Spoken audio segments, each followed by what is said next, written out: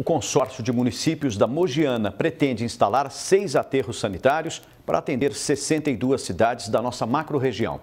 O projeto será realizado com recursos do governo estadual. 170 milhões de reais. Este é o valor que as cidades do CMM, Consórcio de Municípios da Mogiana, estão de olho. O recurso estadual é do Fundo Perdido e está disponível para as cidades paulistas investirem na parte ambiental.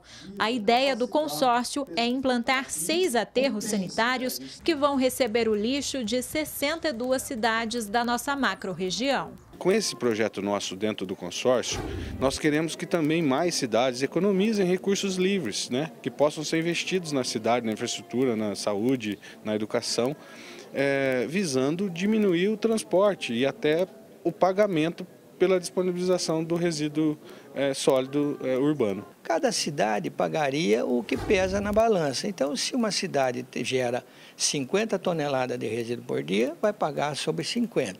Se gera 4 toneladas, vai pagar sobre 4. E vai ser bom para todo mundo rachar aquela despesa de combustível, de equipamento, do empreendimento. E o Estado está propenso a ajudar na montagem desse aterro. Entre os municípios sugeridos para instalarem os aterros estão Igarapava, Sales Oliveira, Ribeirão Preto, Guariba, São Simão e São José do Rio Pardo.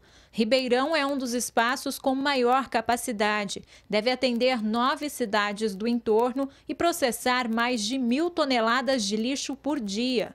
Para a administração municipal, o aterro próprio vai diminuir os custos, mas ainda é preciso encontrar uma área que atenda à demanda. O que nós discutimos hoje aqui é como fazer, como tecnicamente sustentar isso e ver aonde a região pode comportar um ou mais aterros para diminuir o custo deste processamento, a destinação final dos nossos resíduos sólidos, até para desonerar a própria sociedade e poder fazer investimentos em outras áreas também. Diminuiria o custo, porém a gente vai ter que ter uma operação, uma manutenção do aterro muito cuidadosa para que a gente evite ter problemas ambientais no futuro. Eu acredito até que os municípios consorciados vão ter que fazer uma cotização para compra de equipamentos e outras coisas para contratação de pessoal para a operação do aterro. São Simão já possui um aterro próprio, mas também vai precisar aumentar a área para atender outras 6 cidades. O prefeito acredita que a ideia é positiva, já que deve haver uma compensação financeira para as sedes dos aterros. A gente tem que informar a população também que não é só o lixo de outras cidades que vão vir para atrapalhar. Vai ser um benefício com recurso de ISS e a gente vai fazer muitas melhorias para São Simão com esse consórcio em São Simão. Igarapava e Guariba são os únicos aterros confirmados e ambos já estão bem adiantados, com licenciamentos e estudos praticamente concluídos. A expectativa é que até o segundo semestre do ano que vem, os locais já estejam em operação. Para você colocar de hoje até o primeiro saquinho de lixo lá no local que foi escolhido, demora sim para fazer. Então a gente também tem pedido aos prefeitos que primeiro cuide do que eles estão agora, no momento, para não ser autuado. O nosso secretário está interditando quem não faz a lição de casa. O engenheiro da CETESB acredita que esta iniciativa vai evitar situações recorrentes que sempre mostramos aqui no Jornal da Clube, como, por exemplo, a área de descarte de batatais que foi interditada pela Secretaria Estadual de Meio Ambiente devido a uma série de irregularidades. Ou a área na zona rural de Pontal que virou um depósito clandestino, mesmo com o descarte sendo proibido. Uma solução consorciada de 8, 9, 7 municípios vai ter muito mais recurso, vai ter um olhar benquisto do governo do Estado. Então, acredito que se não tiver inadimplência, uma hora uma cidade não paga, outra não paga, outra não paga, a coisa anda muito bem e tem tudo para dar certo. O prefeito de Dumont lembra que também vai ser preciso trabalhar a educação ambiental. A rodovia do município sofre há anos com o descarte irregular de lixo. O assunto já foi debatido aqui no Jornal da Clube diversas vezes e o problema ainda persiste. Você pode limpar hoje, quando é amanhã, o mesmo local que você limpou está sujo novamente. E isso me deixa revoltado. É preciso trabalhar isso então com a população? preciso trabalhar com a população, com as escolas. Cláudia Prates para o Jornal da Clube. Agora ao vivo, Gislene Lopes traz mais informações. Gislene.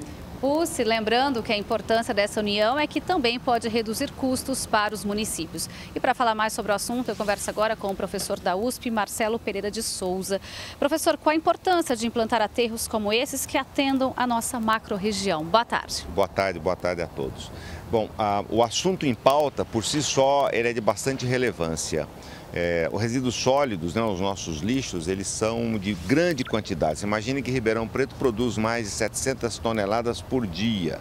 Portanto, a proporção e o perigo que é a disposição irregular dele é muito importante essa conversa, esse diálogo, os municípios estarem tentando tratar desse assunto em conjunto. E quais os cuidados que os municípios terão de tomar para fazer uma administração correta desses espaços? Bom, primeiro reinverter, né? Quer dizer, primeiro precisa fazer os planos. Não existe um plano intermunicipal. E o primeiro ponto é a elaboração de um plano intermunicipal. O aterro sanitário está lá no fim dessa lista. Quer dizer, antes de colocar no aterro os resíduos, na realidade nós temos que colocar os rejeitos. Os resíduos devem ser triados, selecionados, usado reciclagem, reuso ou por ordem reuso, reciclagem, para então os rejeitos serem colocados no aterro. Esse é o primeiro ponto, o plano. O segundo é a escolha desse local. Esses 6 locais, ou mais ou menos, enfim, por volta de 6 locais, devem ter critérios para a localização, critérios econômicos, sociais e ambientais. Feito essa matriz de critérios, aí sim você poderá fazer essa localização.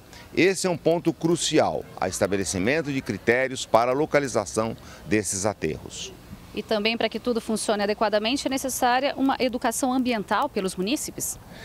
Não sei se só dos munícipes, acho que todos os envolvidos, né? Eu colocaria aí a educação ambiental também dos tomadores de decisão, ao elencarem medidas e procedimentos mais adequados do ponto de vista ambiental. Acho que a educação ambiental percorre todas as ações dos seres humanos, né? A educação é a única maneira que a gente tem de mudar posturas. Na questão ambiental, ela passa a ser crucial nesse momento.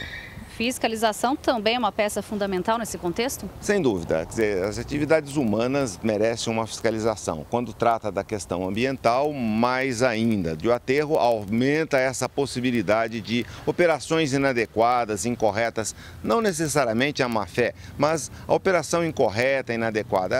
A fiscalização promove, permeia, possibilita essa melhoria contínua dessas atividades. Enfim, o que deve ser levado em conta na criação desses locais para evitar problemas futuros? Bom, primeiro a elaboração do plano, ela é constituinte de lei, né, a Política Nacional de Resíduos Sólidos, esse plano é fundamental. O segundo, que eu julgo de extrema importância, é o estabelecimento de critérios, o estudo de impacto ambiental, envolvimento da população nesse processo. Esse é um desafio grande para a cidade de Ribeirão Preto. Se nós imaginarmos que algumas atividades, por exemplo, o aeroporto, não passa por esses critérios de estudo de impacto ambiental, envolvimento da população e fique em local inadequado. Um local inadequado, é simples entender, ele permanecerá inadequado e permanecerão, portanto, as demandas contrárias a ele. Ok, professor, muito obrigada pela sua participação no Jornal da Clube. E daqui a pouco a gente volta para falar que a Câmara de Ribeirão aprovou a ficha limpa municipal. Daqui a pouco, todos os detalhes. É com você, Pucci. Ok, até já.